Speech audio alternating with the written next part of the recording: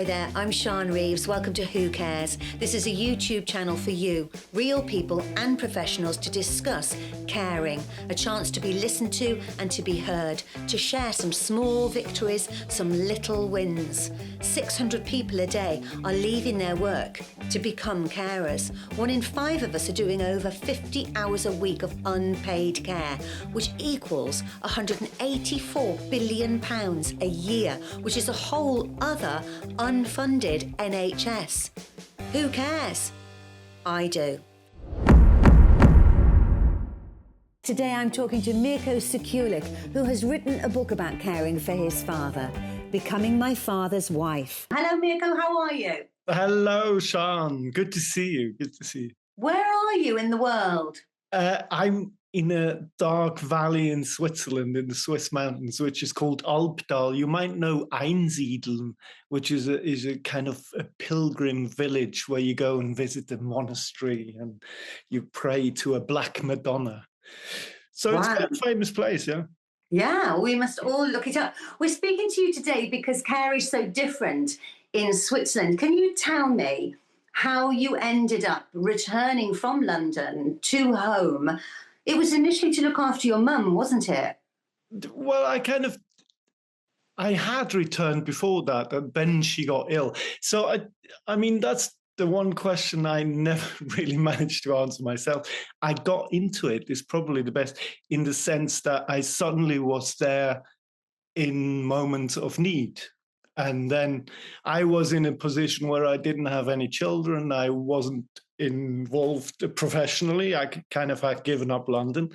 And then coming back, I suddenly felt, you can't say no. I mean, my mom was not in a position to deal with the illness herself. So she would need hospitals and care work outside of home, and she didn't want to do that.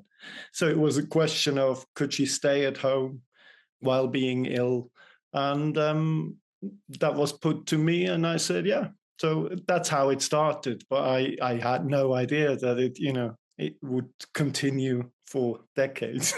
And you would stay. Yeah. So did you talk to your mum about, did she say to you, no, I don't want you to stay with me, I'd rather go into did she need to go into a hospital? Did she need to go into a care home? Yeah, that was clear from the beginning. So my parents are both into medicine. So my father's a sergeant. So they had the diagnosis and they knew it was a matter of months and she would need help. So if I wouldn't put up the help, she wouldn't be able to stay at home. So that was clear from the beginning. And my mom said quite clearly, she said that she would like to be able to stay at home for as long as possible. And she asked me, whether I would do that. And I said yes, yeah. Wow. And so had you got 3 children and a job in London, the family would have had to pay for her to go somewhere? Yes. Yeah. And is it very expensive? The payment, but then it is Switzerland. So both my parents they were fairly well off. So they had private health insurance.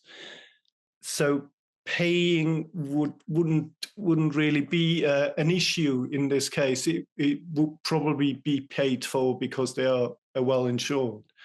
But at the same time, we kind of saw the places, the hospitals, and that's not really the place you want to stay the last 4 months of your time. Yes. Life. So, yeah. And so this was different because your mummy, who was an amazing person, you knew there was only 4 months to deal with. So then sadly, were your siblings, have you got siblings? Did they say they'd help, or did that come into the equation? Or was it just you haven't got children, you can do it? It was just me. It was just me I haven't got children. And at the same time, I kind of broke off with life in London at the time. So it was, for me, I was at the crossroads. I didn't know whether I was going to return to life in the UK. No, it was really specific and personal, also between my mother and myself. I think she asked me because she had a sense that she would like my accompaniment. So she wouldn't, she wouldn't ask another sibling because she knew about their situation, and also it was a different relationship. So. And did you have to learn any medical things to do this? They wanted me to learn certain things you had to learn with plasters, with morphine plasters, and there were some issues that you had to learn, but literally you learn it by doing. I mean, it's a medical household. I kind of knew what was going on and what was going to be the issue. So that wasn't really the tricky part. The tricky part was kind of organizing a surrounding where she'd be able to bear the pain, so to speak. So you kind of always managing the pain levels, because you couldn't heal her from a cancer. So you would kind of try and organize everything around it. So you knew a little bit, as you say, you come from a medical background, and your dad obviously was advising you, but that's a huge emotional strain and a huge responsibility. Did you feel obviously you wanted to help your mum, but did you feel lost and how do I manage this? And she's going through, how did you deal with it emotionally? Yeah. Maybe there is a sense, that I was lost in the other parts of my life, in the professional life, because I'd done many different things. And then this situation is so intense that I feel intensity helped me in a way. It gave me a focus. At the same time, there is probably an element of that I have a talent of a certain going along with someone's needs and someone's problems, probably more so than with myself. So I felt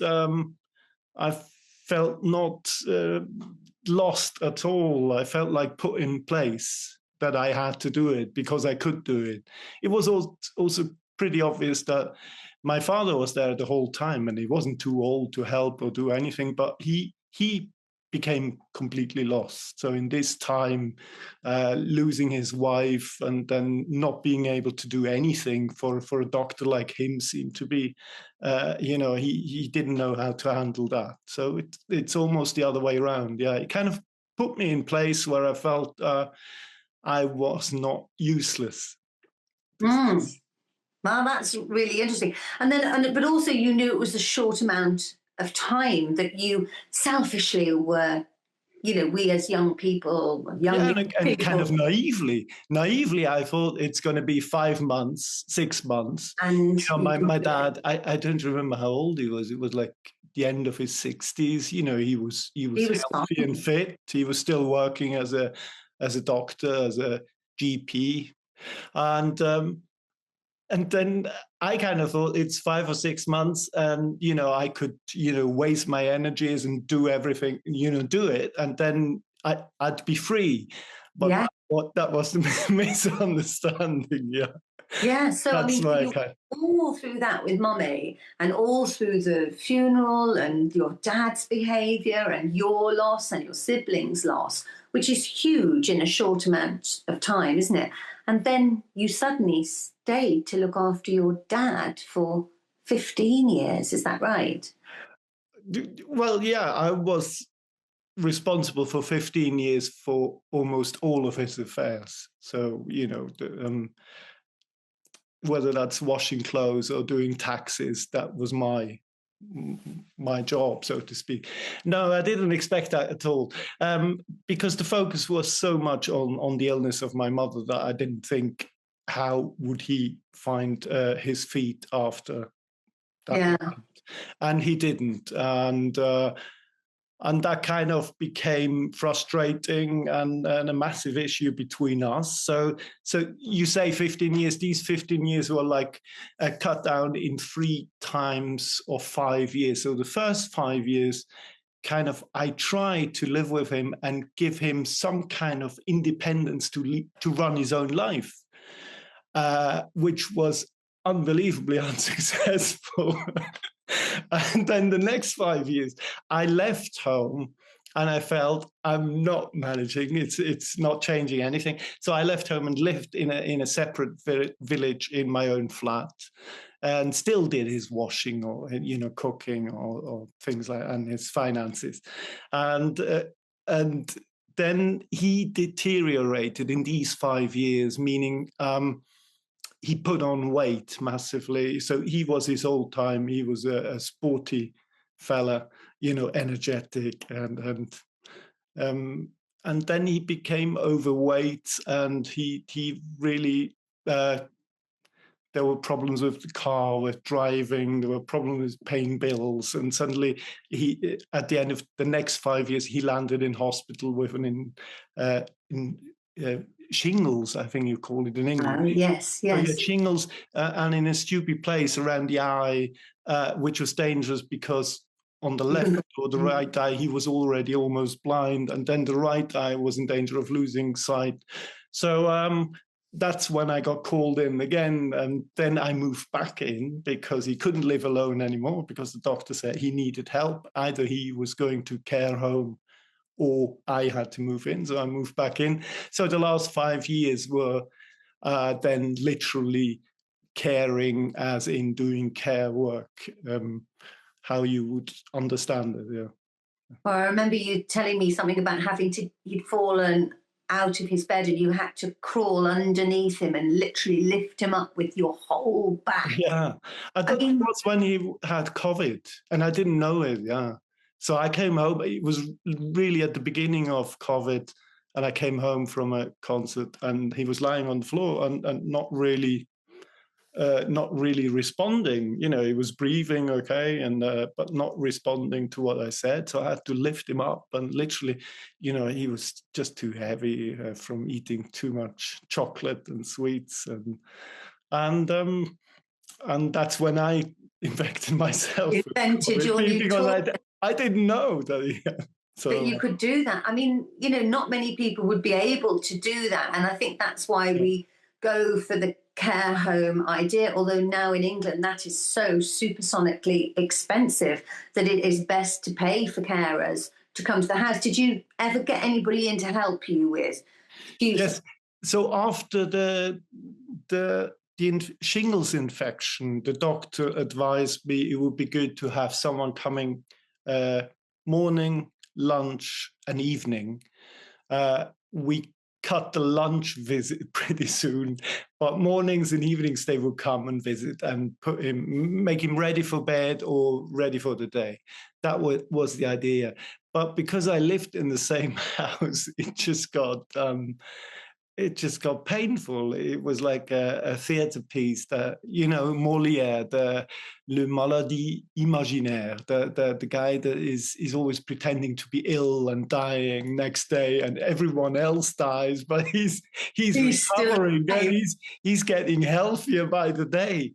So he really enjoyed the visits of carers. Which is good. But it was kind of difficult for me. Then the carers kind of came to me with their problems, and I'm suddenly, like the social worker for the care workers. And I felt, if that is the problem, I'm going to do it myself. He was that well again that it also he became, how shall I say? Well, he was a little bully, sometimes, or niggling and asking the care worker, where do you come from and what did your parents do? And going into politics with Kosovo Albanian carers or German carers and things like that. So he loved these kind of niggly bits, which they obviously didn't. Yes, because they haven't got time, have they, to do the chit chat? They haven't got time, and that's not nice, and that's they come to this Switzerland, wealthy Switzerland, and then they have to they're exploited in that way. There are sensitive issues around their being here, and he kind of he knew all this, and he liked to make a meal of it. But I think that's to do with their power, isn't it? They have no power left.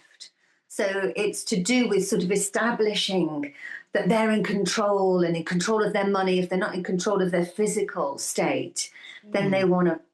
And it sounds awful. I say older men seem to want to do this, to want to bully or be pragmatic about unnecessary things, for attention and to tell porcupines, about things that aren't really happening. So did you have to stop that in the end? The people Yes. I mean, again, I remember, I think COVID helped because I think in Switzerland, the care work system is such that they don't always, not always the same carers come to the patients. So there is no routine. So they rotate the care workers. Yeah. Which my father kind of enjoyed because he would shout as soon as the door opened, "Who is it? And where do you come from?" And so it was always a novelty. But at the same time, then with COVID, that was a problem. No? So you had suddenly so many different people coming in the house from God knows where. And he obviously was a high-risk patient in terms of COVID because he was overweight. He had a previous heart operation and so on. So we kind of, and he was at that time fairly healthy. So we said, let's leave it. For that time being, because at that time, no one knew how long it would last. So we said, we just stop it for now. And we didn't pick it up again, yeah. Thank you for listening to Who Cares with me, Sian Reeves. I'm talking to Mirko about caring for his father and the book he has written called Becoming My Father's Wife. If you're enjoying listening to Who Cares, please subscribe. And if you want to get in touch and share your story, please do. I'd love to hear from you. Wow. I mean, there's so much to talk about, really, but it's a chance. This, I hope, is a chance for the people who have become the carer, who had a career, and you have written a book about this, haven't you? It's not quite finished, but yeah. What's it called again? The Hero of the Others. It's kind of hinting at that my father was, in many people's eyes, often the savior as a doctor. Yes. And I kind of saw him from a different side. Yes. So is it not very complimentary to Papa?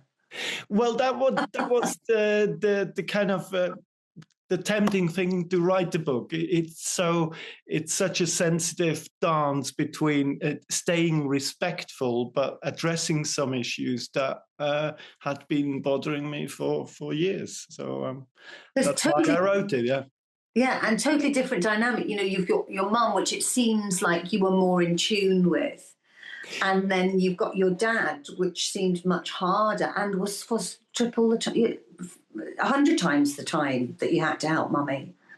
Yeah, of course. But again, it is difficult to assess now because until 35, I'd probably say my mum was the problem. And my dad didn't really, we weren't really in touch. So everything that had to dealings with the family went through my mother. So, my mom decided where they would work or where we would live or how much money this would get and so on. So she was the boss of the family. And it literally started when she was no longer here, that we suddenly realized that we clash. So we didn't clash before. Oh, it all went through Mommy. Yes. As soon as she wasn't there, we stood there and we like, what are we doing now with this other guy?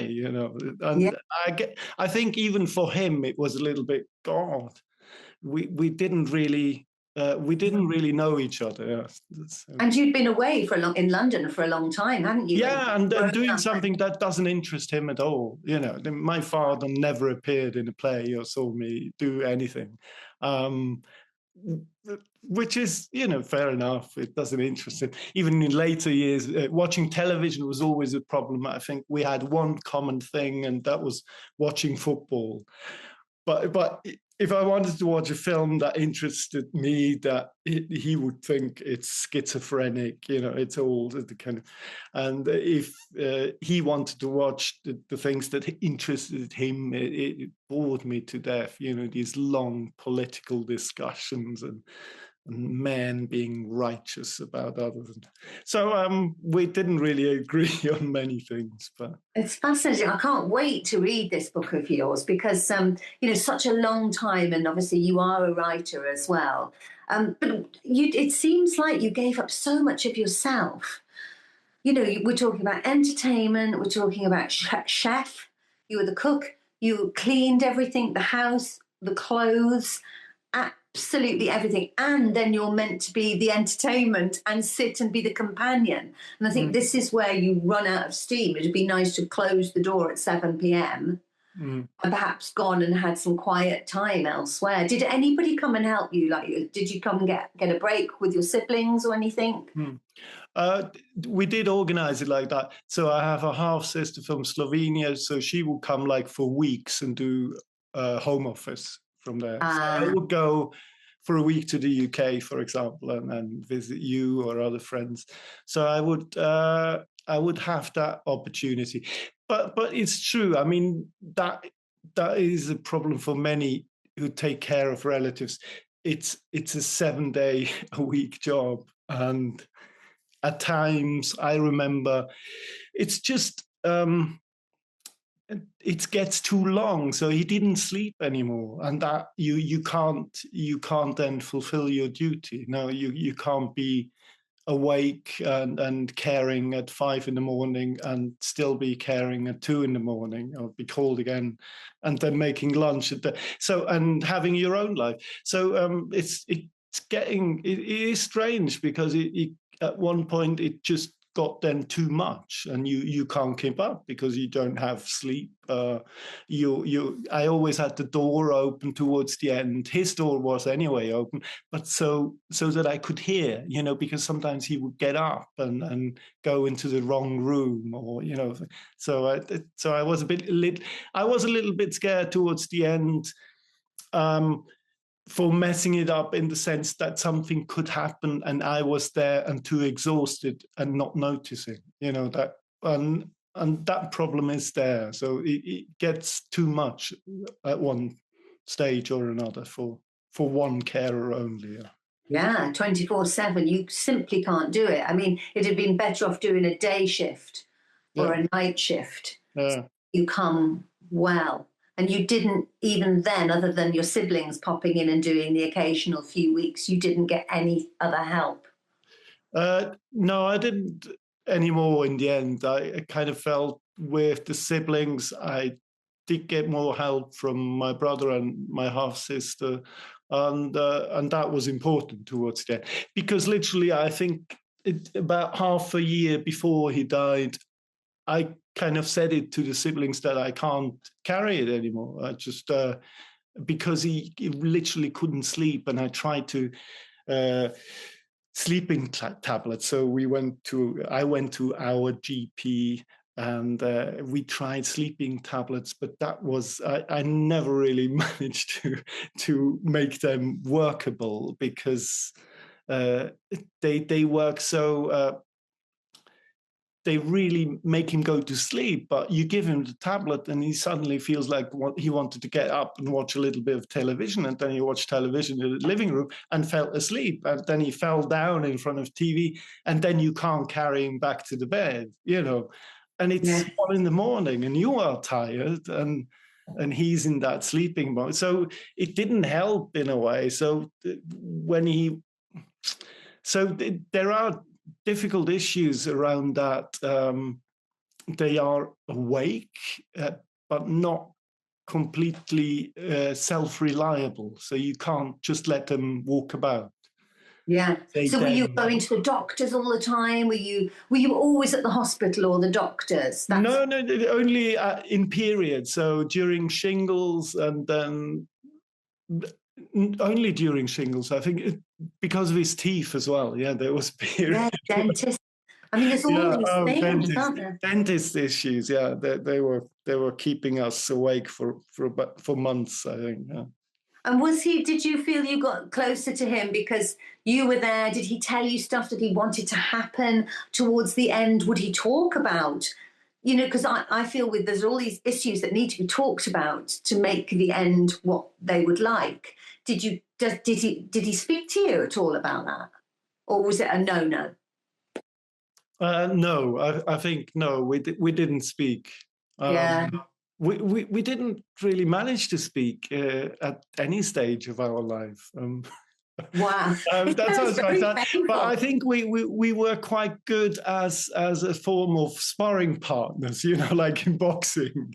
So he was a feisty man, and he kind of forced me to have some backbone and stand my case. So, but to become really personal, or in the way I thought that there was a change during taking care of my mom.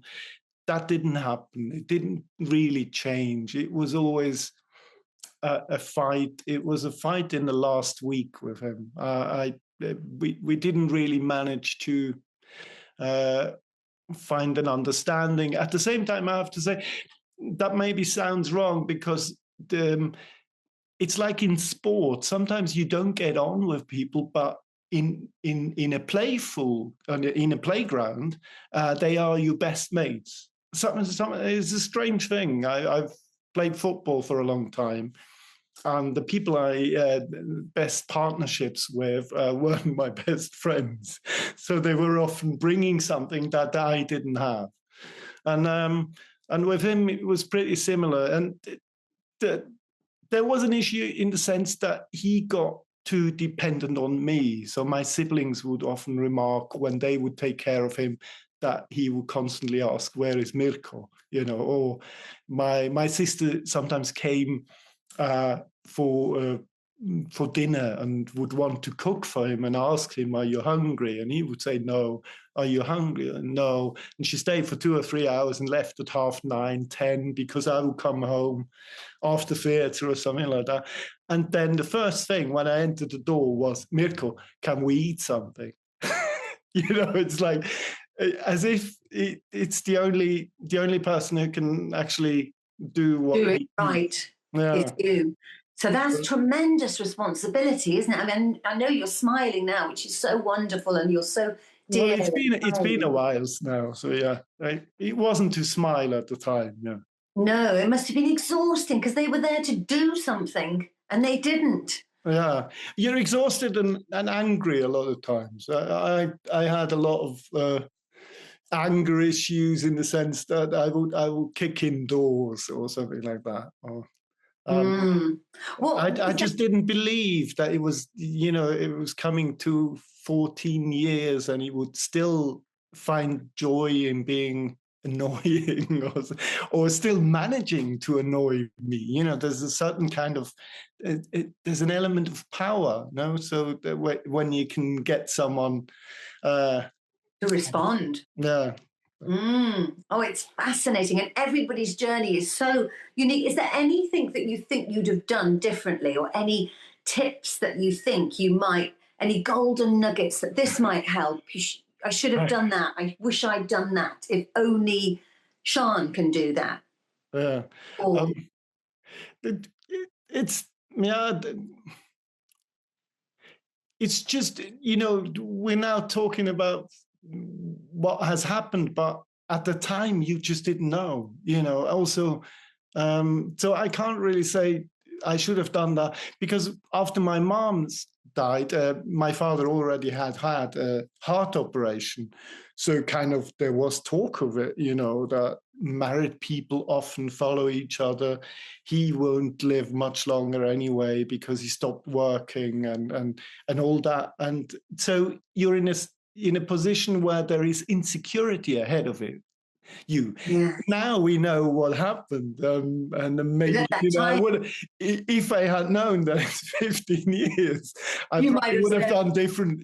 I would have, yeah, or kind of rebuilt the house. Made the upper floor mine and downstairs his, or something like that. Like I've got an Irish friend who took care of her father, and she did that. So she rebuilt her house, that she had her separate kind of flat.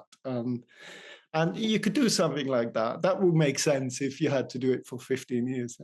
yeah, but you're right. You didn't know, did you? You thought it was maybe another 6 months, then Yeah, another it could year. it could be a day. Yeah. You just didn't know. Wow, fascinating. And can you remember the title of your book that you did call it at Christmas time? It was different to the hero of my, Oh, because you, well, there is obviously, first I'm still going through the editing at the moment. So yes, so the title in German is the Held der anderen, the hero of the other people, so to speak. But there was an issue. I might publish the article in England under another title, and that was Becoming My Father's Wife. that's it. That Because was that's the what I kind of thought idea. was, I mean, I It love would that. just sell better, no? I think it would sell better, but because it's just fascinating as well. Because really, the wife's job, which my mother moans about all the time, is cooking, cleaning, washing, and that's exactly what you and sitting and watching the television and companionship Yeah, and sparring partners, you yeah. know.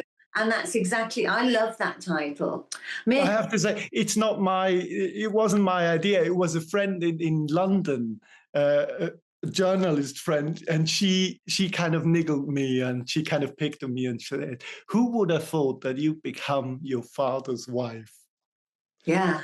But Mhm. I mean, that it will be a brilliant read. And when do you think we might get it in England? Are we looking at the end of the year or? No, in England, I mean, well, it's going to be published in German, I think, Uh, in autumn in Switzerland this year. right. So that's the earliest. So in England it will have to wait, I guess. Maybe next year. Yeah. Mirko, thank you so much for Oh, giving up thank your you, time Sian. to talk about this complex and sad and wonderful. Did you learn anything, do you think, from this Yes, I think so. Yeah, process? yeah. But stick by it. Bear the burden, carry it. I think there are so many offers nowadays that you can let professionals do it, and I think dare to do some things and dare to fail as well in these things. So it has done me in many ways good. And looking back, it's not. It's kind of rewarding to have been there when your parents pass away.